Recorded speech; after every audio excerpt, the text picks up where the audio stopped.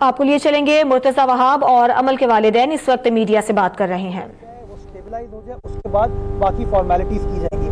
Sindh government نے چاہے سرکاری اسپتال ہو چاہے پرائیویٹ اسپتال ہو, پرائیویٹ اسپتالوں کو سندھ گورنمنٹ سندھ حکومت انڈیمنیفائی کر رہی ہے کہ آپ کے جو اخراجات ہوں گے, جو کاسٹ ہوگی اس شخص کی جان بچانے کے لیے وہ سندھ گورنمنٹ انشاءاللہ بیئر کر کے دے گی. اس میں کوئی ایشو نہیں ہوگا. پرائیورٹی آپ کو دینی چاہیے کہ انسان کی جان بچائی جائے. دوسری چیز, کبھی کبھار ایسی سچویشن ہوتی ہے کہ آپ کا ایمرجنسی کا جو سچویشن ہے اس کے اندر فیسلٹی اویلیبل نہیں ہے, بیڈ اویلیبل نہیں ہے اس بندے کو ٹریٹ کرنے کے لیے, تو ایک اسپتال سے دوسرے اسپتال ٹریٹ کرنا, شفٹ کرنا بھی ایک مشکل ہوتی تھی, جو کہ عمل کیس میں سامنے ہی ایکسپوز ہوئی. تو اس چیز کا بھی تدارک کیا گیا ہے کہ ہر اسپتال کے اندر at all times functional ambulances ہونا لازمی ہوں گی. ان ایمبولینس کے اندر تمام لائف سیونگ ایکوپمنٹ موجود ہوگا تاکہ کسی بھی انفارچونیٹ انسیڈنٹ سے نمٹا جا سکے. اس ایمبولینس کے اندر کلوز بائی ہسپتالوں کی ڈیٹیلز ہوں گی تاکہ وقت ضائع کیے بغیر جو کلوزسٹ ہسپتال ہوگا وہاں پہ اس انجرڈ پیشنٹ کو ٹرانسفر کیا جا سکے. اور ایک چیز کہ اس کی عمل درآمد کو یقینی بنانے کے لیے اس میں سزا تجویز کی گئی ہے جو کہ ماضی میں کسی قانون میں نہیں تھی, کہ اگر کوئی ہسپتال یا کوئی شخص اس چیز کو وائلیٹ کرے گا تو ان کے اوپر نہ صرف فائنینشیل جرمانہ ہوگا بلکہ قید کی سزا بھی اس میں تجویز کی گئی ہے. تو اب سلیکٹ کمیٹی تشکیل دی جا چکی ہے. انشاءاللہ اس کی میٹنگ کل اسمبلی اجلاس کے بعد ہوگی. پر امید ہے کہ وہ پاس کر کے منڈے کو لے آیا جائے گا اور منڈے کو اس کو ہم سندھ اسمبلی سے پاس کرا لیں گے. یہ تو آپ نے صاحب اچھا کیا فیصلہ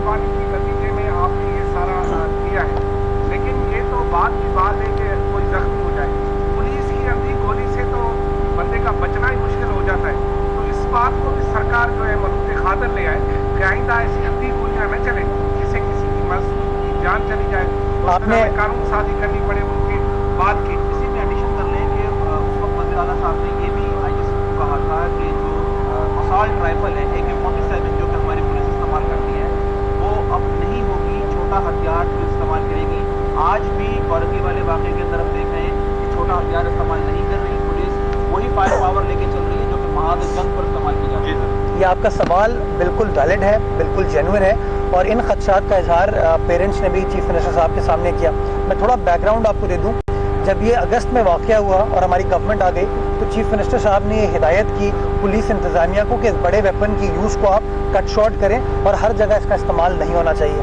اکتوبر کے مہینے میں ایڈیشنل آئی جی کراچی نے اس کا پروکیورمنٹ کا ایک پروسیس سٹارٹ کیا اور تمام جگہوں پہ لیٹرز لکھے کہ اس کے جو بڑا ویپن ہے AK-47 اسالٹ رائفل اس کو ختم کر کے ہم چھوٹے پسٹل اور ہینڈ گن کی طرف شفٹ ہو جائیں.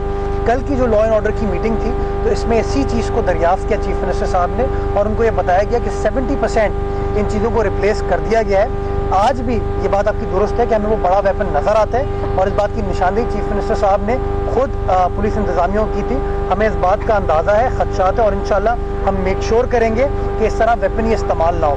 دوسری جو اہم بات, یہ جو مائنڈ سیٹ ہے فوری طور پر فائرنگ کرنے کا, اس کے اوپر بھی بات کی گئی. جو پولیس کے اس وقت نئے کورسز کیے جا رہے ہیں, نئے ریکروٹس کی ٹریننگ کے, ان کو باقاعدہ گن کی ہینڈلنگ کے اوپر, گن کے استعمال کے اوپر ٹریننگ دی جا رہی ہے. اور جو نئے ریکروٹس ہیں ان کے اندر آپ کو یہ پرابلم نظر نہیں آتی.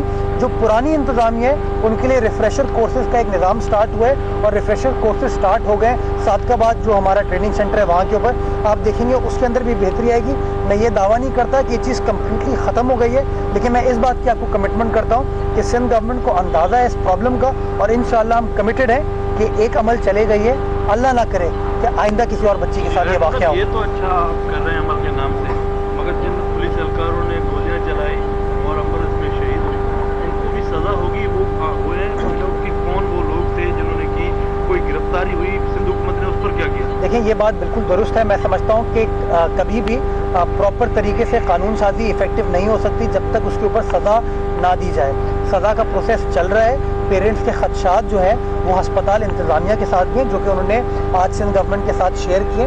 میں آپ کو یقین دلاتا ہوں کہ سندھ گورنمنٹ کو جو چیز کرنی پڑی انصاف کرنے کے لیے انشاءاللہ سندھ گورنمنٹ کرے گی, ہم پیچھے نہیں ہٹیں گے.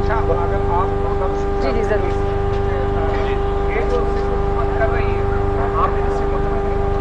جی سندھ حکومت کی جو ایٹیٹیوڈ رہا ہے, جس طرح سے انہوں نے ہماری بات بھی سنی اور اپنا کنسرن شو کیا, ہم بہت گریٹفل ہیں.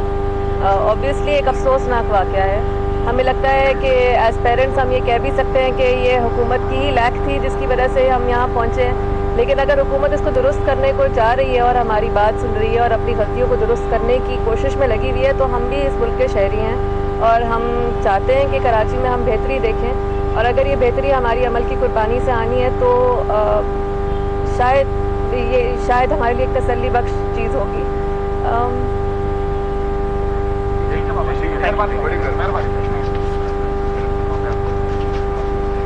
मुशीर इत्तला सिंध मुर्तज़ा वहाब अमल के वालिदैन से मुलाकात करने के बाद मीडिया से बात कर रहे थे। उन्होंने बताया कि आज सुबह अमल के वालिदैन से वज़ीर आला सिंध की भी मुलाकात हुई है, और मुर्तज़ा वहाब ने मज़ीद बताया कि सिंध हुकूमत मसाइल का अंदाज़ा रखती है और इस पर काम भी किया जा रहा है। मुल्ज़िमान की सज़ा का प्रोसेस अभी चल रहा है। कल की मीटिंग में इससे पुलिस असलहे पर बात भी हुई थी।